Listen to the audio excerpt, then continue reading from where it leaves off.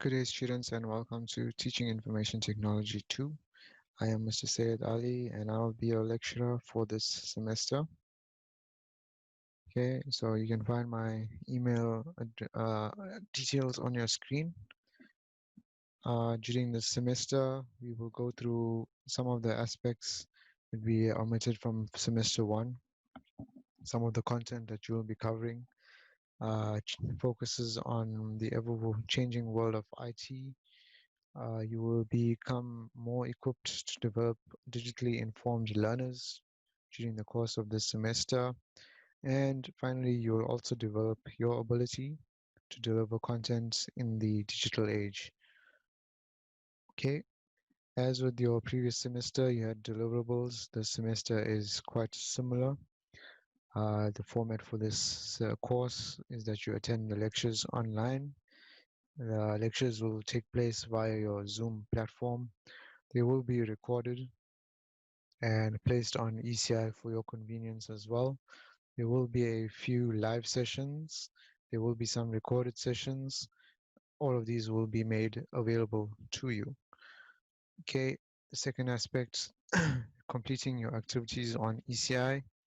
As with your first semester, we had some of the activities that were required by you to complete uh, over the ECI platform. This semester is similar in that sense. There will be quizzes that will be placed online. These will form part of your assessment and will be clearly indicated when they are placed online as well. And your major assessments for this module will be given to you as we are progressing within the module. They follow a similar format as in the previous semester, wherein you had 2 online ECI quizzes and you had 2 other assessments. This semester is similar to that as well. Okay, so make sure that you have access. You probably do already have access to ECI already. Make sure that your email is working. If you have any questions, this is important. You can just send them through to me. Our ECI platform, we will follow a weekly format. It is up to you to log in and make sure that you are up to date and following our weekly progress. Well, make sure, I said this before as well, that you complete your activities, whether they are just viewing the videos, the lectures, completing quizzes. These are all important as they form part of your assessment for this semester as well. Also, if you have any information or that you require or that you have a query, you can access these via the forums or simply by emailing me as well. Okay, in terms of your textbooks, we will be using the same textbook that you used last semester, Empowering IT and CATS Teachers by Elsa Menz. The second book that we have there is Teaching in a Digital Age by Tony Bates. This is a free open source book that can be found online as well. The last book that you see there, the enhanced edition of Discovering Computers. There is a physical copy of this book and an online copy. You do not necessarily have to buy it, as the information that I share within your lectures is sufficient to complete your assessments. Okay, so without further ado, let us begin with your week 1 of this semester. Okay, so within this lecture, the fundamental aspect that we will be talking about are the changes in education or fundamental changes in education. And during the course of this talk, we will speak about some of the key skills in the digital age and also how this ties in with our CAPS curriculum as well. Okay, so as you can see from the CAPS document, I placed this up previously as well during the first semester. Our first semester consisted largely of discussing areas within solution development because it comprises of plus minus 60% of your curriculum. It's formed the span of your entire first semester course.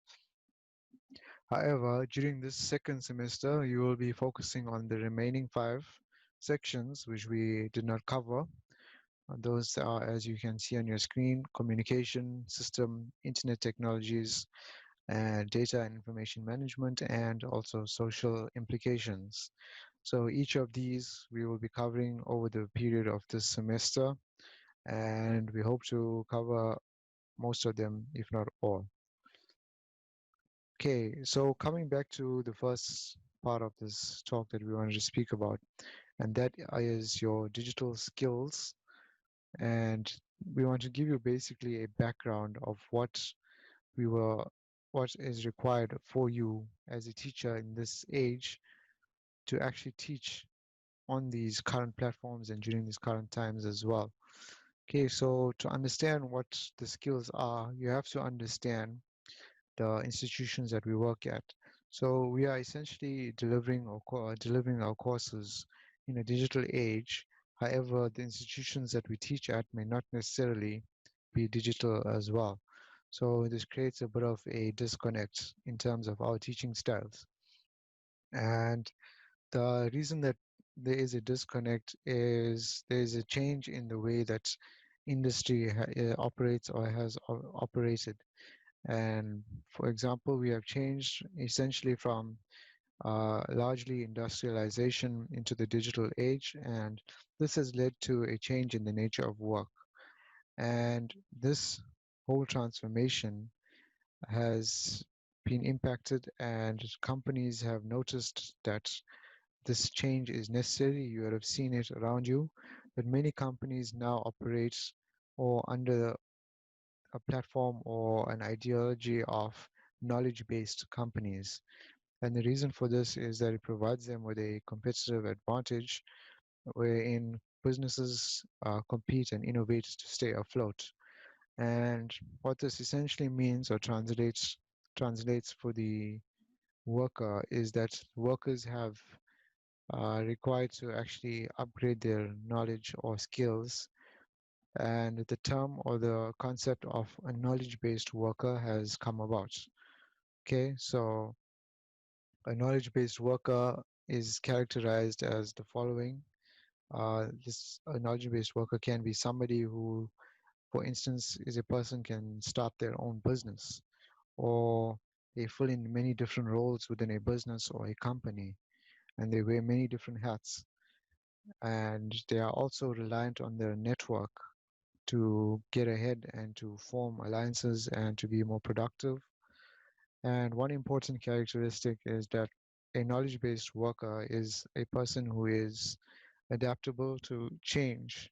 So the current digital age requires you as a teacher to actually be a person of knowledge and be inherent of the characteristics that we just spoke about. And one example that comes to mind is during the current state of affairs of the pandemic, some teachers are required to actually teach from home. And within a traditional sense, your learner educator ratio would typically be between 27 and 33 students at secondary level. However, during this period, if you are teaching online, you would know that your classes may not necessarily be that of a traditional, in the sense that you're not standing in front of a class anymore.